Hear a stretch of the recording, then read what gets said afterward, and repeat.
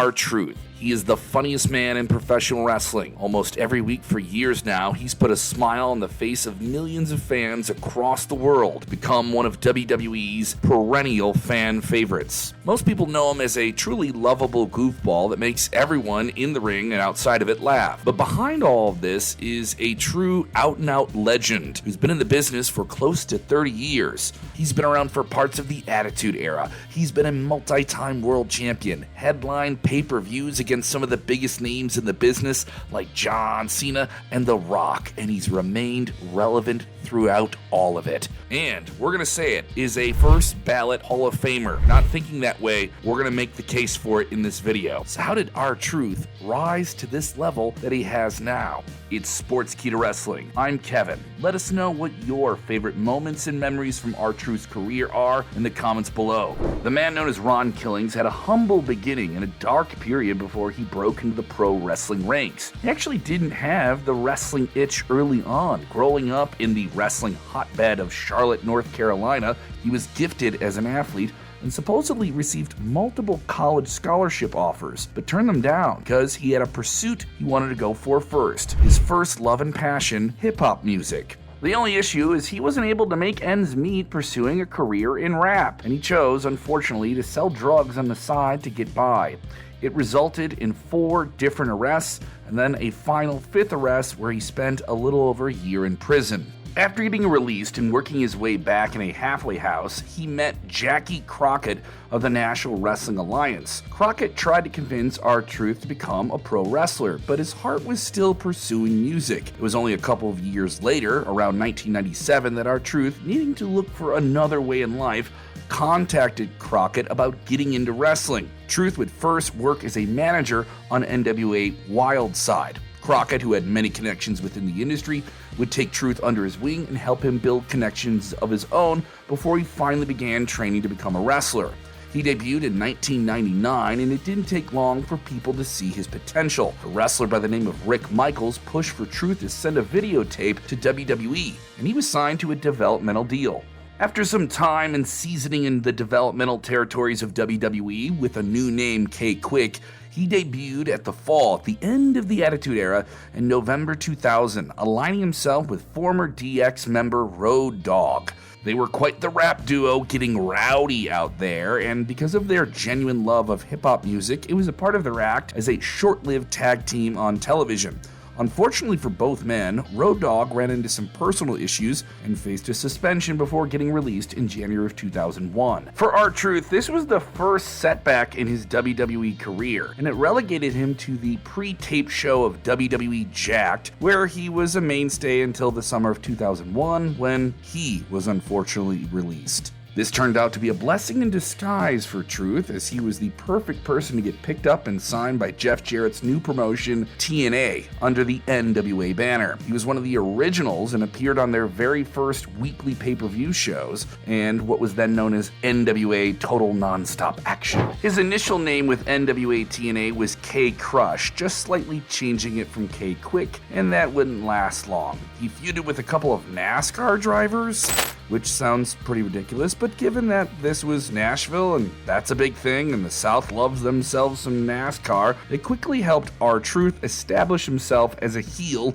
in this new upstart promotion. He even went out a bit of a tirade suggesting that he was held back due to racial discrimination, and just weeks after debuting as K-Crush, he became Ron the Truth Killings. At the time, Ken Shamrock, the baddest man on the planet, was the NWA World Heavyweight Champion, and the TNA World Heavyweight title was still a few years away from being established. Shamrock made it clear to TNA that since he was still fighting in MMA, he couldn't fully commit to pro wrestling. The result of that was R-Truth being the guy chosen to step up and take his spot as champion. Just 2 months into his run with TNA, R-Truth defeated Ken Shamrock to become the first, and to this date, only African-American World Heavyweight Champion in NWA history. Now, the match may have had a lot of outside interference, but maybe that's just more of a TNA thing in general. It doesn't take away from the accomplishment here, and it is quite a legacy to have. Even R-Truth admitted in an interview with Wrestling Inc. that he didn't realize the gravity of his accomplishment here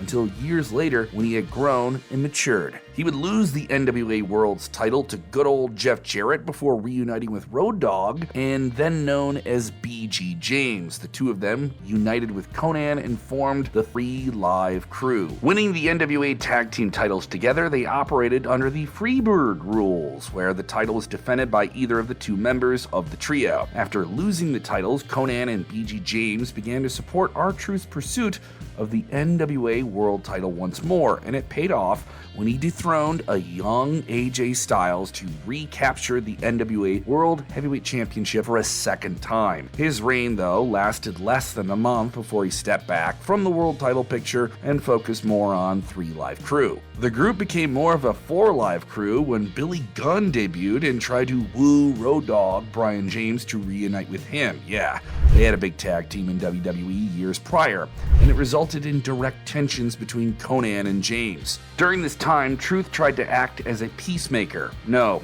not that peacemaker, a mediator, yeah. But everything fell apart when Konnan turned on the group and broke them up. In the following years, Truth would bounce from tag team to tag team, try and make it work as a single star, and once being a part of Sting's Warriors team, along with AJ Styles and Rhino. There was a bit of drama around his departure from TNA because they didn't want to let him go and wrestle prominent Lucha Libre Mexican promotion AAA, and outright refused to release him when he wanted to release. On his way out, he briefly teamed with NFL football player and controversial athlete Pac-Man Jones. Because Jones contractually was not allowed to actually wrestle, go figure in that one, he was replaced by Consequences Creed, who you may now know as Xavier Woods in WWE. Truth and Pac-Man Jones were NWA Tag Team Champions together, but when Creed replaced him, they dropped the titles to AJ Styles and Tomko before Truth made his way out. Yeah, this was TNA around that time. Pretty confusing. It wasn't the best way to leave TNA, but hey, they still thought of him enough to put the tag team titles on him even when he was making his way out of the company. When he returned to WWE around this time, it took a couple of years to even acknowledge his past in the company as K-Quick. This was a different WWE with a very competitive landscape that was different from his previous tenure in the company. He was a babyface from the start and was even Drew McIntyre's first target when he debuted as the Chosen One. In the same time, he was in the thick of the SmackDown Midcard area, competing for the United States Championship, entangling with names like Shelton Benjamin, Dolph Ziggler, and more. He was also starting to show off a lot more of his personality, something that would become a much bigger part of his act in the future. Truth was gaining popularity fairly quickly, good enough that he was able to get a spot inside the World Heavyweight Championship match inside the Elimination Chamber in 2010. Even at WrestleMania 26, he teamed up with John Morrison in an unsuccessful effort for the tag team titles. Still not a bad spot, considering he was just working his way back into the company at this point, just 2 years earlier. In April of 2010, Truth was drafted from SmackDown over to Raw, feuded with Ted DiBiase, picked a win over him on pay-per-view at Over the Limit, but then went after his first singles championship, winning the WWE United States Championship, vacant at the time, defeating The Miz to do it, only to drop the title to Miz a little bit later. Truth continued to get crowds to say what's up, and they were down with what he was doing, and he was a part of some big moments around this time. The infamous SummerSlam match, he represented WWE in Team WWE against the Nexus, and also led a young Johnny Curtis to victory in the 4th season of the NXT game show. R-Truth, though, was looking for bigger things. The WWE Championship. And through some shenanigans in a number 1 contenders gauntlet match where 2 other competitors got each other DQ'd, R-Truth would get the title shot. Then John Morrison stepped in and kind of challenged R-Truth for his contendership for the championship, and he would get his way winning into that match, and R-Truth would be thrown aside. R-Truth would attack Morrison, his now former tag team partner, and turned against the fans in the process. He resented the idea of being so happy-go-lucky for them, and he was going to fight for himself. R-Truth would even prevent Morrison from winning that cage match for the championship at the Extreme Rules pay-per-view. Anyone who got in R-Truth's way was called a thief or a liar or someone just trying to deceive him. R-Truth was buying his own hype at an unhealthy level. Truth, reinvigorated with his resentfulness of WWE and WWE fans, was going to get something that every superstar wants: wants and aspires to get: a major WWE Championship match with the biggest name in the game in a pay-per-view main event. Truth was going off on the fans, and he introduced this new side character, Little Jimmy, an imaginary friend or foe, if you will, at the time. On paper, a pretty outlandish concept for promos where Truth would speak to an invisible child-age fan of Cena and mock him. It sounds ludicrous, but Truth is probably the only guy who could pull it off convincingly. And he did. It may have not made him feel like a feared title contender, but it was undeniably entertaining and showed Truth's dedication to being an out-of-the-box, on-the-mic performer.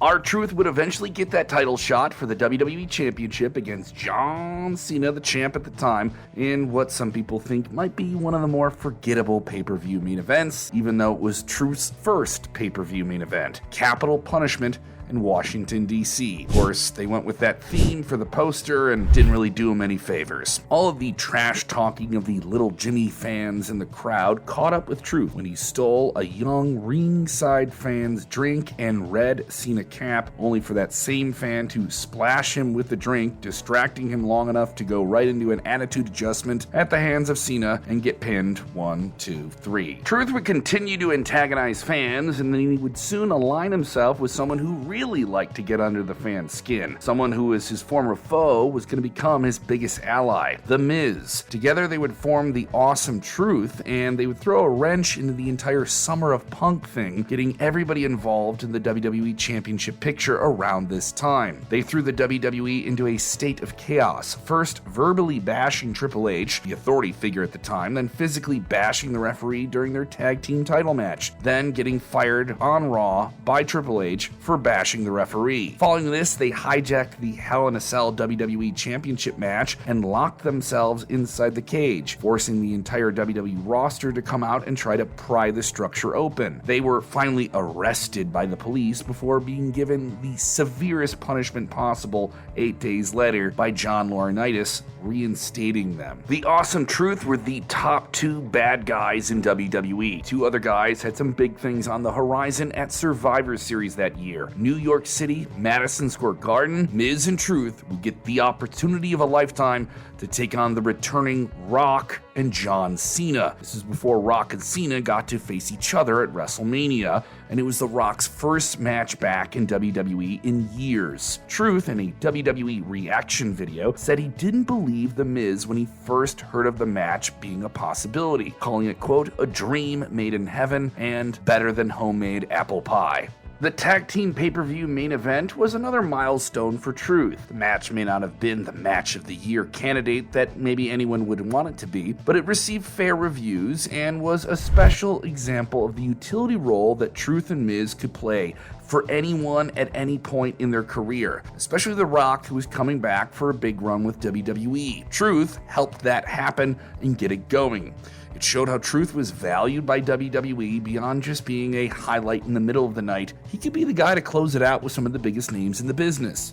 Pretty much immediately after this, The Miz decided he was done with R-Truth, causing a rather quick breakup. For a team that had only been together for 3 months, they sure got a lot done and got a lot of TV time in the process. But in reality, R-Truth was suspended for violating WWE's wellness policy and needed to be written off TV. Therefore, he received a skull-crushing finale on the stage and was sent packing. When R-Truth returned from his suspension, he targeted The Miz for revenge and returned to being a fan favorite, challenging him for the WWE Championship he had won with a Money in the Bank cash-in at the Elimination Chamber. In what would be his last real foray into the world title picture, he was eliminated by CM Punk. He would go on to tag team with Kofi Kingston, whom he would pursue the WWE Tag Team titles with. After a failed attempt and a crushing defeat at WrestleMania 28 while representing Team Teddy against Team Johnny, they would go on to capture the tag team titles together, adding another big accomplishment in what was already becoming 2 legendary careers. After losing the titles to Team Hell No, Kane and Daniel Bryan, they dissolved what was another short-lived team for R-Truth. He would spend the majority of 2013 pursuing the United States Championship and the Intercontinental title as well, against stars like Cesaro and Curtis Axel. but he found no success. This began a rather unremarkable period in his career. The entirety of 2013 into late 2015 was really just nothing of note. He was there, he was in the mix, he was liked by fans, but he wasn't seeming as hot as he was in 2011, 2010. Truth, though, went back to what worked: his comedic ability on the microphone and in matches. And when he texted WWE boss Vince McMahon with an idea he had for the 2016 Royal Rumble, the then chairman of WWE replied with a laughing emoji, kickstarting a career renaissance for R-Truth. When R-Truth entered that year's 30-man Royal Rumble match, he took a ladder into the ring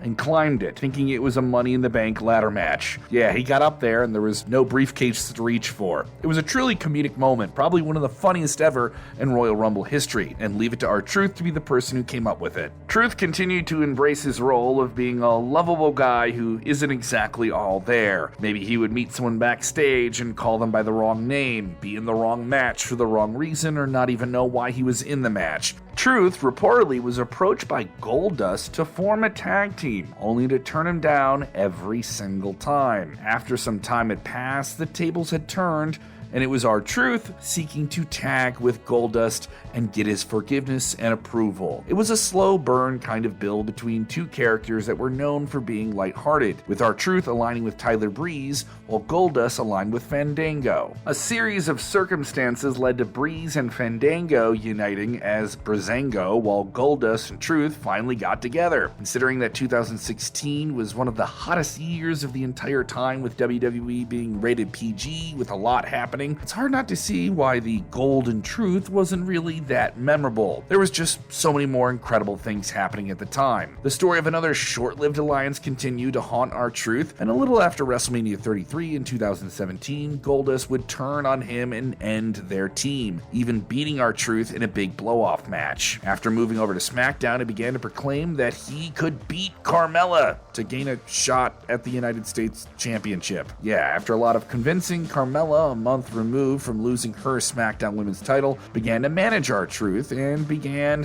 a super entertaining partnership. It was during this time that he beat The Miz to get what was his first televised singles victory in over 2 years. But R-Truth was still someone very over with fans. Maybe wins and losses weren't that important to him. Carmella and Truth would win the Mixed Match Challenge together, giving both Carmella and Truth the number 30 spot in the women's and men's Royal Rumble matches respectively. For R-Truth, that turned out to be for nothing, since he was attacked by Nia Jax, who replaced him in the men's Rumble. At least they had the option of winning a vacation.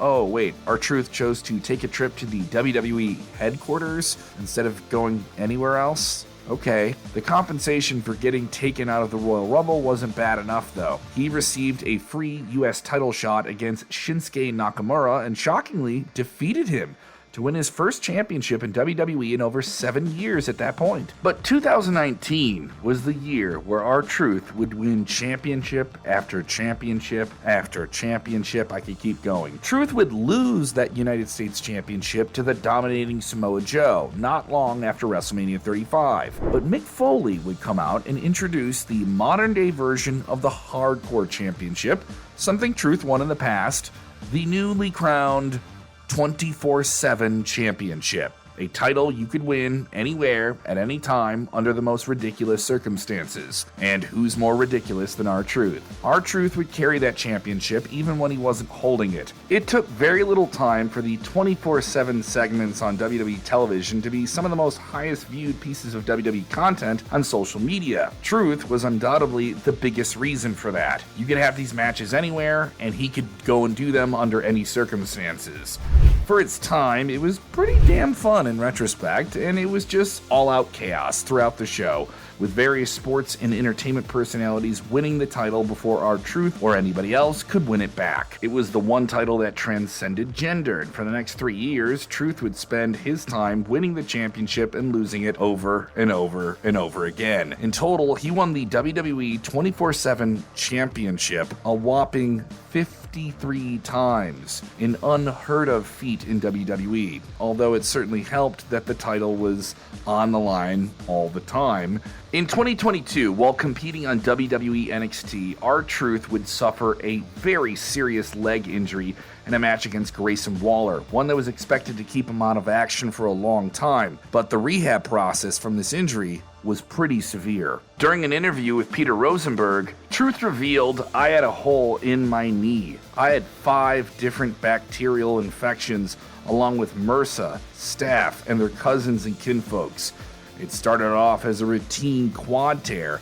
I tore my bottom quad. Then they went in. I guess it could have happened during surgery. I went to get the stitches out, and we found out that the bacteria, the infection, was eating from the inside out. So that's where the hole came from. The doctor said, we got to get this under control." And it got even scarier from there. Apparently at one point, there was talk of R-Truth potentially having his leg amputated. As you may know, if you're following WWE currently, in late 2023, he began to associate himself upon his triumphant return to WWE at Survivor Series with the breakout faction, the Judgment Day, adding a hilarious comedic element to an otherwise all too serious group. Yeah, we're not looking at you, Dirty Dom. There have been a lot of people online who have criticized R-Truth for not striving beyond a certain level, maybe being too comedic too much.